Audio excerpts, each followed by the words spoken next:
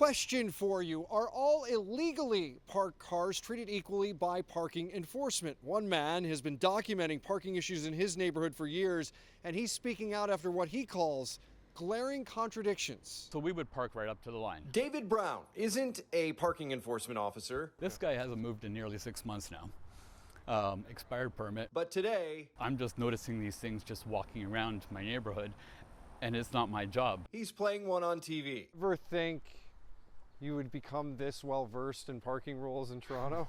No, I legitimately hoped this would have stopped years ago.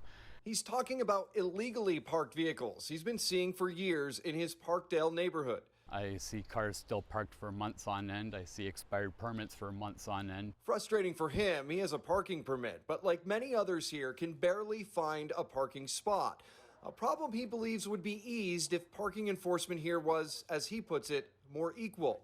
No, I don't have any problems getting a ticket. But he says other violations Expired permits aren't being ticketed. go by for months ticket-free. They're noticing these eagle eye moments for myself, but other people seem to have, blinders on and getting away with far more. And this handicapped accessible spot has had this vehicle parked in the same position with flat tires for more than 2 years now. Besides numerous expired tags, he's documented cars parked in front of fire hydrants and other violations. Temporary permits are expired and not getting ticketed. And I understand that a day-to-day basis is improbable, impossible, not to be expected, but certainly you should notice a pattern after some time. He's been sounding the alarm about this for 2 years, reaching out to parking enforcement.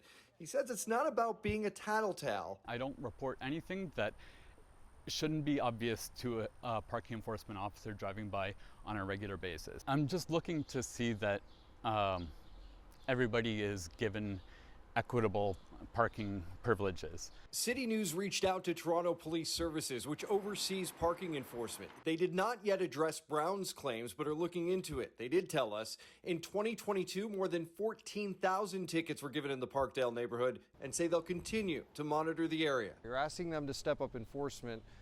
That could mean more tickets for you too. I don't believe it would, because if they actually increased enforcement and the cars without permits weren't parking on the street, those spots would become available. As always, if you have an issue, story, or question you'd like us to look into, love to hear from you. Hit us up by visiting the Speaker's Corner tab on the City News website.